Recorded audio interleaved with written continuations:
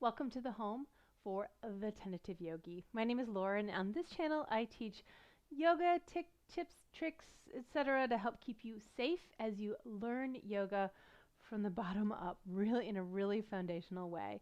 In this video, I'm going to share with you a quick tip around lower back tension, pain, helping to prevent it or to help you if you already are suffering from it, shall we say, if you already experience it.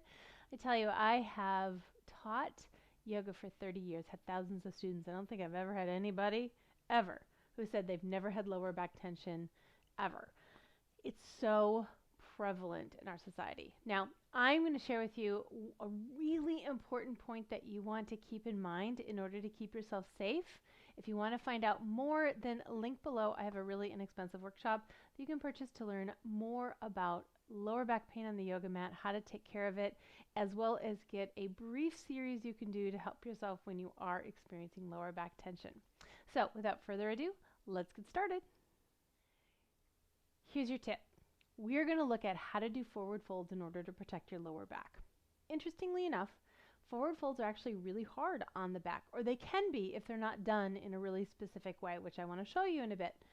Back bends, ironically, are much better on your back than forward folds. Now, there's more to that, obviously, but just in general, it's better to be moving this way than this way for the back.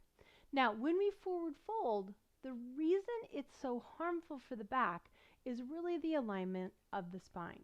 So if you're familiar with a healthy spine, it's supposed to have curves in the back. We have a convex curve in the sacrum, which is down in your pelvis. We have a concave, a lower back curve in the lumbar area of the spine. We have a convex in the thoracic or your upper back, and concave in the neck or the cervical part of your spine. Your spine is healthiest when it has all of those neutral curves. Okay, there's more shock absorbency, the muscles get used in the right way, if you will. Now, most of us don't have a perfectly aligned spine just because of life and tight muscles. Let me rephrase, none of us have a perfectly aligned spine, right? And most of us have some sort of forward slump. Now, in between the vertebrae, so let's just talk a little bit about the anatomy of the spine. You've got your vertebrae, which are bony structures. In between them are pads, kind of like marshmallows, called the intervertebral discs. Intervertebral discs. Anyway, they are shock absorbers, okay? And they work best when the spine is in its neutral position. Now, they often cause issues.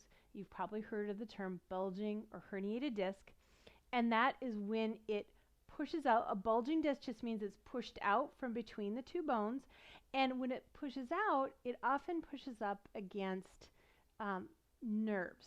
It can be pushed out without pushing up against any nerves and causing any pain, or it can be pushed and pushing up against nerves, and that's what causes pain. And a herniated disc is actually one of those marshmallows, if you will, that's burst, and there's liquid in there, and the liquid has come out, so there isn't the cushion anymore. Now, most of the time, herniations and bulges occur to the back side, so they push back, and that's because we have spent a lifetime, and nobody is exempt from this, from leaning forward to pick up the pencil off the floor, the paper clip, and slumping, or just slumping in general. And if you can imagine the physics behind this, that puts force to the back, right? And that's why most of the time it goes to the back. If a disc ever comes to the front, it's usually in the cervical spine, because that's the forward head position would cause that, or because of an accident that forced it. Now, when we forward fold, if you can imagine, so just imagine this, you're forward folding, and oftentimes people round, you're just exacerbating it, okay? And we want to be really careful. I read somewhere that like 9 out of 10 people have some kind of disc issue, whether they're aware of it or not. Like you fell down the stairs when you were 2 years old, or fell off your bike when you were 8.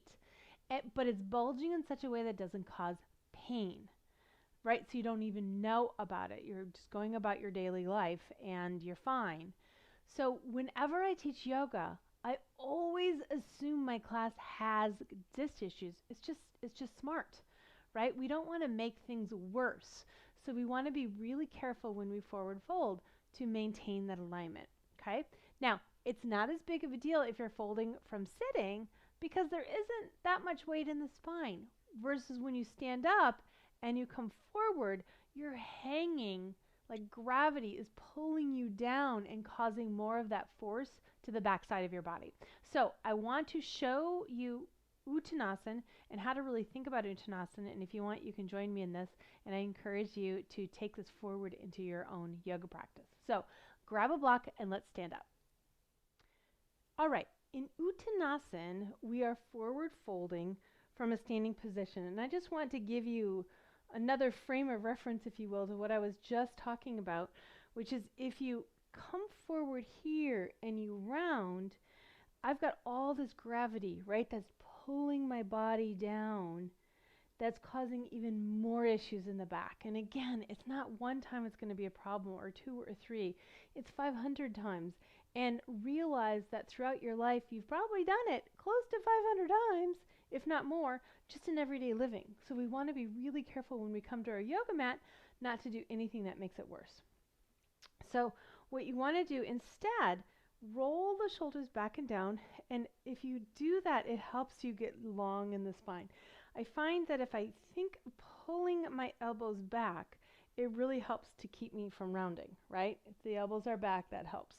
Then bend the knees just to play with this, and I definitely recommend looking in a mirror too because it really does help. And you're just going to come forward, and what I want you to feel is that you're moving from the hip hinge, not from the spine. So you're not forward folding from here, you're folding forward from here. Now, what stops this beautiful forward folded leg straight are the hamstrings. Okay, when they get tight, that means the pelvis stops rotating and you start to move from your spine, and that's what we don't want to do. Okay, so just do the knees bent a few times to feel that. Elbows back, shoulder blades back and down. Can you see how that keeps all that alignment? It's beautiful. Then when you come down, support yourself. Okay, because you're going to round a little bit here. It's impossible to stay perfectly aligned and causes a lot of tension, that's for sure. So put your hands on something. If you're going to dangle, you're going to cause issues, right? Now, the only time I would recommend dangling is ragdoll when your knees are really, really bent. Because then you're basically resting your torso on your legs. There isn't a lot of weight in the back, and you're releasing. I just get really nervous when I see people like me with really tight hamstrings hanging out here. Okay, that is just really bad on your back. So be super careful. Now, again, I have tight hamstrings. This is all the further I can go. So if I want to go further, I just bend the knees and then release, because that releases the hamstrings. All right, and then to come up, because you've probably rounded, I guarantee it, you've rounded a little bit here, right? To come up, I take my hands to the hip hinge, roll the shoulders back and down to get that alignment back, and then think of scooping up with the heart and coming back up into Tadasana. All right? So that is a quick tip to help you keep your spine safe, bring more awareness to your forward folds, bring more awareness to keeping your spine aligned, and know that's going to help you keep your whole back, and especially your lower back, safer.